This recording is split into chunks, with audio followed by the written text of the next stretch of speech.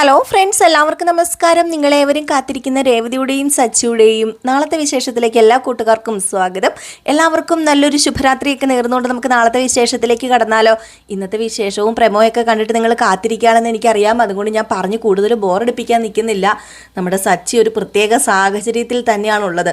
സച്ചി മാത്രമല്ല, രേവതിയും. അങ്ങനെ രേവതി കഷ്ടപ്പെട്ട് കൈയും കാലും ഒക്കെ പിടിച്ചു. എന്നിട്ട് ഏതായാലും ആ ഒരു മേഡം വിളിച്ചു പറഞ്ഞതുകൊണ്ട് സച്ചിനെ റിലീസ് ചെയ്തു എന്ന് പറഞ്ഞാൽ പോലീസ് സ്റ്റേഷനിൽ നിന്ന് സച്ചിനെ വിട്ടു. വേറെ കേസും ഇതൊന്നും ആയിട്ടില്ലായിരുന്നു, കോടതിയിലേക്ക് പോയിട്ടില്ലായിരുന്നു. അപ്പോൾ അതുകൊണ്ട് തന്നെ പെട്ടെന്ന് തന്നെ നമ്മുടെ സച്ചിനെ രക്ഷപ്പെടുത്താനായിട്ട് രേവതിക്ക് കഴിഞ്ഞു. അതിന് നമ്മുടെ ശ്രീകാന്തും അതുപോലെ തന്നെ രേവതിയുടെ അനീതിയൊക്കെ കൂടെ ഉണ്ടായിരുന്നു. അപ്പോൾ ആ ഒരു ഭാഗമൊക്കെ കണ്ടതാണ്. അപ്പോൾ അത് ഞാൻ കൂടുതൽ വിവരിക്കുന്നില്ല.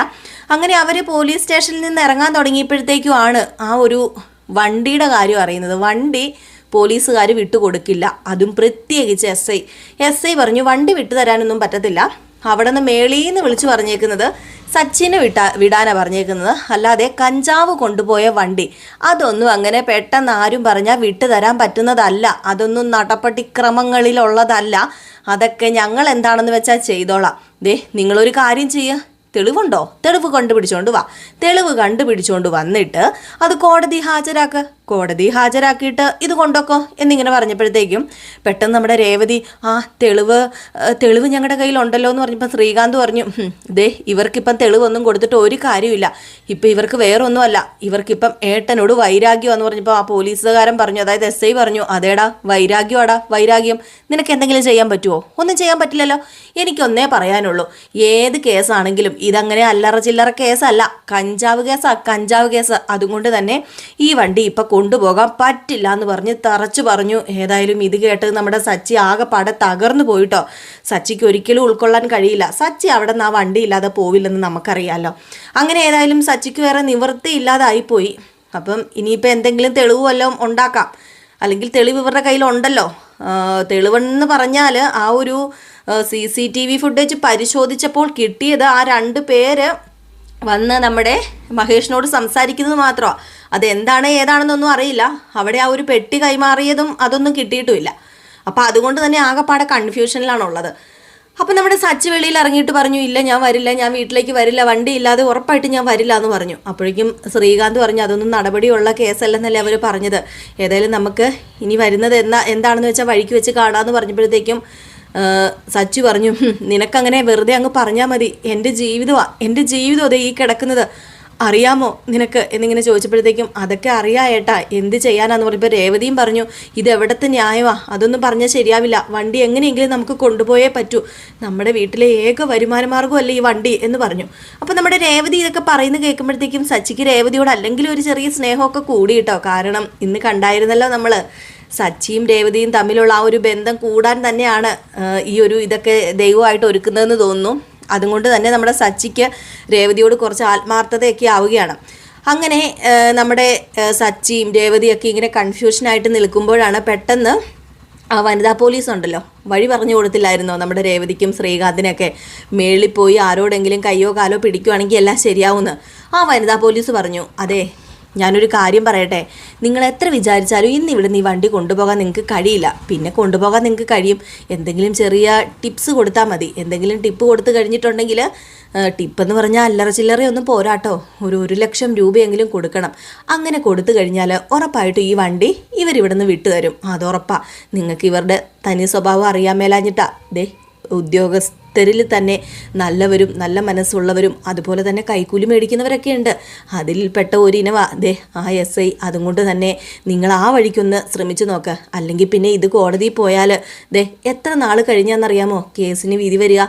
കേസിന് വിധി വരുന്നവരെ ഈ വണ്ടി അവിടെ കിടന്ന് വെറുതെ നശിച്ചു പോവുകയല്ലേ ഉള്ളൂ എന്ന് പറഞ്ഞപ്പോഴത്തേക്കും സച്ചി പറഞ്ഞു, ഇനിയിപ്പോൾ എവിടെ നിന്നാണ് ഈ 1.5 ലക്ഷം രൂപ ഉണ്ടാക്കണത് എന്ന് പറഞ്ഞുകൊണ്ട് നടക്കുകയാണ്. ഏതായാലും ഈ 1.5 ലക്ഷം രൂപ ഉണ്ടാക്കണം.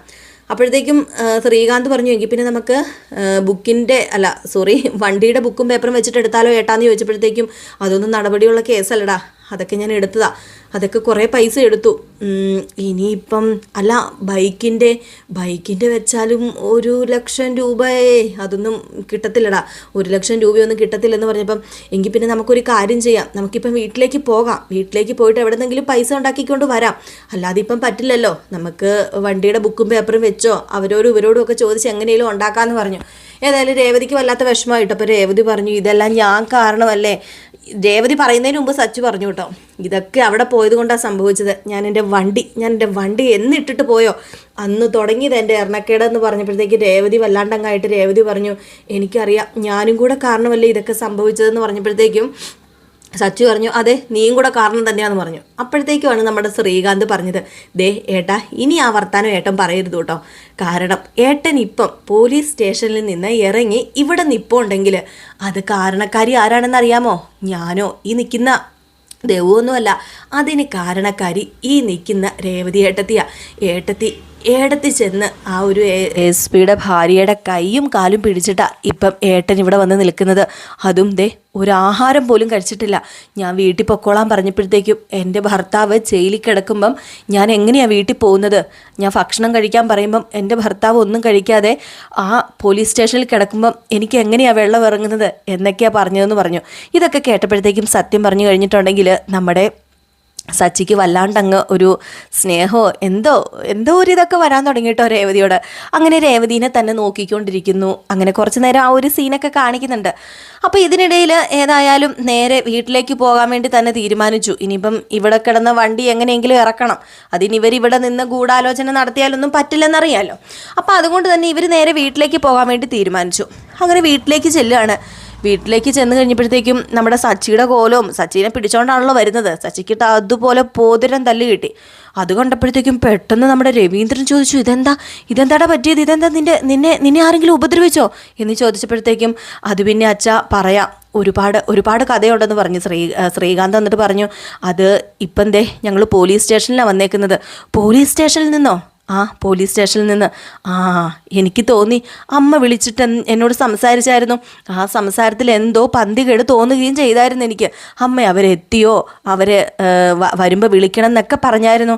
എനിക്ക് അപ്പോഴേ തോന്നി എന്തോ ഉണ്ടെന്ന്. ഇത് കണ്ടതും നമ്മുടെ ചന്ദ്രമതി ഇങ്ങ് വന്നിട്ട്, ഓഹോ, അപ്പോൾ അടുത്ത കേസും പൊക്കോണമൊക്കെ ആയിട്ട് ഇറങ്ങിയില്ലേ?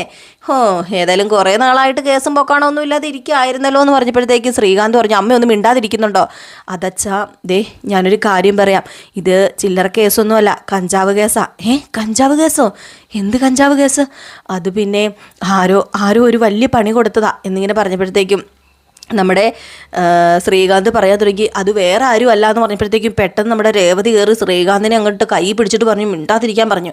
അപ്പോഴത്തേക്കും പെട്ടെന്ന് അങ്ങനെ വേറെ ഒന്നും കൊണ്ടും അല്ലാട്ടോ പറഞ്ഞത്, നമ്മുടെ സച്ചി ഇത് അറിഞ്ഞു കഴിഞ്ഞിട്ടുണ്ടെങ്കിൽ വെറുതെ ഇരിക്കില്ല, ഗജാനന്ദൻ്റെ പരിപ്പിളക്കും, അത് ചിലപ്പം വേറെ കേസാകും, പിന്നെ ഇവർക്ക് തലവേദനയാകും. അറിയാലോ, ഒരു കേസിൻ്റെ പുറത്ത് മറു കേസ്, പിന്നെ അതിൻ്റെ പുറകെ നടക്കണം. അപ്പോൾ അതുകൊണ്ട് തന്നെ രേവതി കണ്ണടച്ച് കാണിച്ചിട്ട് പറയണ്ടെന്ന് പറഞ്ഞു.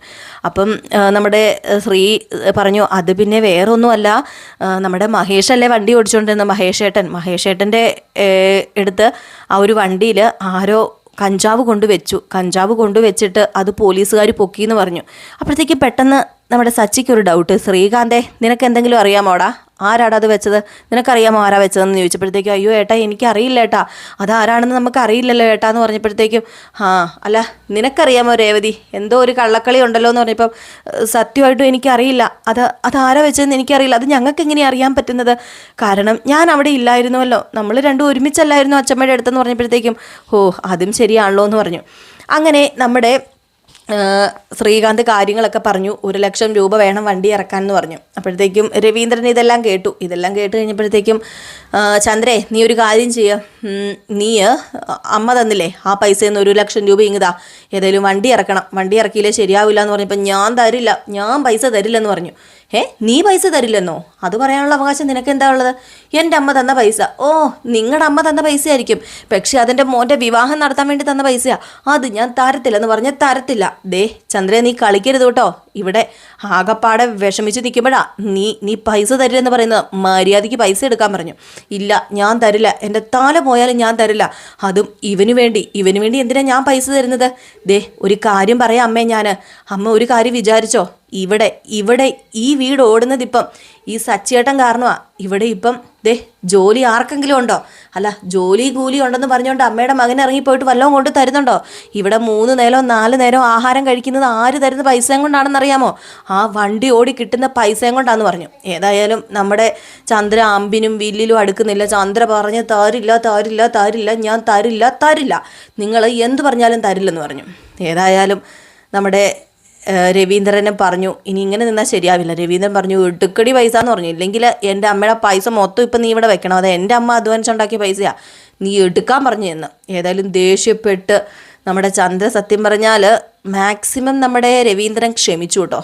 അത് കഴിഞ്ഞിട്ടാണ് ദേഷ്യപ്പെട്ട് പറഞ്ഞത്.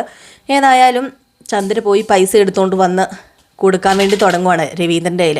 അങ്ങനെ രവീന്ദ്രൻ പറഞ്ഞു, അതെ എൻ്റെ കയ്യിലല്ല നീ പൈസ തരേണ്ടത്, പൈസ കൊടുക്കേണ്ടത് രേവതിയുടെ കയ്യിലാന്ന് പറഞ്ഞു. അങ്ങനെ രേവതിയുടെ കയ്യിൽ ആ പൈസ കൊടുക്കുകയാണ്. അങ്ങനെ രേവതി ആ പൈസയും മേടിച്ച് രേവതിയും സച്ചിയും അതുപോലെ തന്നെ നമ്മുടെ രേവതിയുടെ അനിയത്തിയും കൂടെ നേരെ ചെല്ലുന്നത് പോലീസ് സ്റ്റേഷനിലേക്കാണ്. അങ്ങനെ ആ ഒരു പൈസ കൊടുത്ത് ആ വണ്ടി തിരിച്ചെടുക്കുകയാണ് കേട്ടോ. പക്ഷേ അവിടെയും വലിയൊരു അക്കിടി പറ്റുകയെന്ന് പറഞ്ഞാൽ വലിയൊരു ക്രൂരത തന്നെയാണ് പോലീസുകാർ കാണിച്ചു വെച്ചിരിക്കുന്നത്. ആ വണ്ടി ഉപയോഗിക്കാൻ പറ്റാത്ത രീതിയിൽ അതിൻ്റെ എൻജിനൊക്കെ എന്തോ ചെയ്ത് അവന്മാർ ആ ഒരു സമയം കൊണ്ട് ആ വണ്ടി ആ ഒരു പരുവാക്കി. ആ വണ്ടി സ്റ്റാർട്ട് ചെയ്തിട്ട് ഒന്നും അതായത് സ്റ്റാർട്ടാകുന്നില്ല. അങ്ങനെ പല പല പ്രശ്നങ്ങൾ. അവിടെയും നമ്മുടെ സച്ചിക്ക് നിരാശയാകേണ്ടി വരികയാണ്. എന്ത് ചെയ്യാനാണല്ലേ, ഇതുപോലെ ക്രൂരതയൊക്കെ പോലീസുകാർ കാണിക്കുമോ? എനിക്കറിയാമല്ല. എന്നിട്ട് ചോദിക്കുക, കഥയായതുകൊണ്ട് കഥയിൽ ചോദ്യമില്ലല്ലോ അല്ലേ? ചിലപ്പം കാണും. കാരണം എല്ലാത്തിലും ഉണ്ടല്ലോ ഓരോരുത്തർ. സത്യം പറഞ്ഞു കഴിഞ്ഞിട്ടുണ്ടെങ്കിൽ ദുഷ്ടന്മാരെല്ലാത്തിലും ഉണ്ട്. മനസ്സാക്ഷിക്ക് നിരക്കാതെ ചെയ്യുന്ന ആൾക്കാർ ഇങ്ങനെ പലരും ഉണ്ട്. അത് എന്ത് ജോലി ആട്ടെ, ഏത് ജോലി എടുത്താലും ഉണ്ട്. അപ്പോൾ അതുപോലെ തന്നെ ഇതിലും കാണുമായിരിക്കും.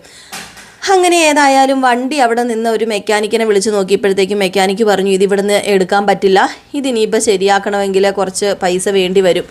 അത് ചില്ലറ പൈസയൊന്നും അല്ല പറയുന്നത്, ഒരു 5-6 ലക്ഷം രൂപ വേണം എന്ന രീതിയിലാണ് 5-6 ലക്ഷം എന്നാണോ എത്രയോ ലക്ഷം പറഞ്ഞു കേട്ടോ.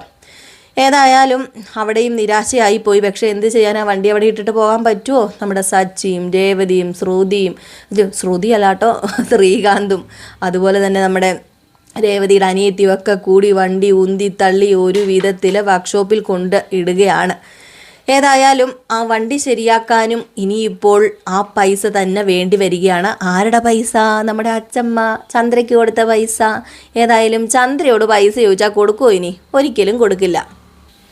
പക്ഷേ അവിടെയും നമ്മുടെ ചന്ദ്രയ്ക്കാകെ അടിപിഴച്ചു പോവുകയാണ്. അത് വേറൊന്നുമല്ല, ചന്ദ്ര പൈസ കൊടുക്കില്ലെന്ന് പറയുമ്പോൾ പ്രമാണം ഏതായാലും എങ്കിൽ പിന്നെ കൊണ്ടുപോയി പണയം വെച്ചിട്ട് സച്ചിക്ക് പൈസ കൊടുക്കാമെന്നൊരു തീരുമാനം അവിടെ എടുക്കുകയാണ് നമ്മുടെ രവീന്ദ്രൻ. ഏതായാലും സമ്മതിക്കുമോ നമ്മുടെ ചന്ദ്ര?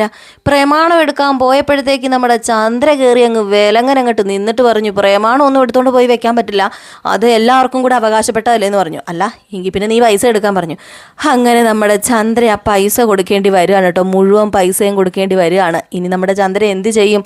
10 പവൻ സ്വർണം മേടിക്കണമെന്നും സാരി എടുക്കണമെന്നും ഒക്കെ പല പല സ്വപ്നങ്ങളും മോഹങ്ങളും ഒക്കെ ഉണ്ടായിരുന്നു. ഏതായാലും നമ്മുടെ ചന്ദ്ര വേറെ ഒന്നുമല്ല ചെയ്യുന്നത്, വീണ്ടും കടത്തിന്മേൽ കടം വെക്കുക എന്ന് പറയുന്നത് പോലെ ആ 10 ലക്ഷം രൂപയ്ക്ക് പ്രമാണം പണയം വെച്ചിട്ടുണ്ടല്ലോ, അവിടെ നിന്ന് തന്നെ വീണ്ടും 10 ലക്ഷം രൂപ എടുക്കാൻ കേട്ടോ. അപ്പോൾ ഇതൊക്കെ കോർത്തിണക്കിക്കൊണ്ട് ഒരു അടിപൊളി വിശേഷമാണ് നാളെ വരുന്നത് കേട്ടോ.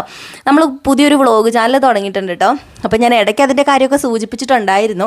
അപ്പോൾ നമ്മൾ ചെറിയ ചെറിയ വീഡിയോസൊക്കെ അതിൽ ഇടുന്നുണ്ട്. അപ്പോൾ ഞാനിന്നൊരു പോസ്റ്റ് ഇട്ടിട്ടുണ്ടായിരുന്നു. ഞാനൊരു പോസ്റ്റ് ഇട്ടിട്ട് അതിൽ ഞാൻ നമ്മുടെ പുതിയ ചാനലിൻ്റെ ലിങ്കും കൊടുത്തിട്ടുണ്ടായിരുന്നു കേട്ടോ. വേണമെങ്കിൽ ഞാൻ ഇതിൻ്റെ ഒരു ഡിസ്ക്രിപ്ഷൻ ബോക്സിൽ കൊടുത്തേക്കാം ലിങ്ക്. അപ്പോൾ നിങ്ങൾ പോയിന്ന് നോക്കണം.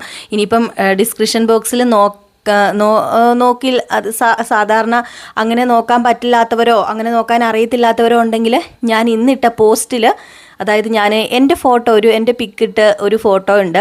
അപ്പോൾ അതിൻ്റെ മുകളിലായിട്ട് ഞാൻ ലിങ്ക് കൊടുത്തിട്ടുണ്ട് കേട്ടോ, നമ്മുടെ പുതിയ ചാനലിൻ്റെ ലിങ്ക്. അതിൽ നിങ്ങളിപ്പം വ്ളോഗൊക്കെയാണ് ചെയ്യുന്നത്. നമ്മുടെ വിശേഷങ്ങൾ അറിയാൻ താല്പര്യമുള്ളവർ ഒന്ന് സബ്സ്ക്രൈബ് ചെയ്ത് വെച്ചേക്കണേ. അപ്പോൾ അടുത്ത വിശേഷമായിട്ട് കാണാം. അതുവരെ ടാറ്റാ ബൈ ബൈ.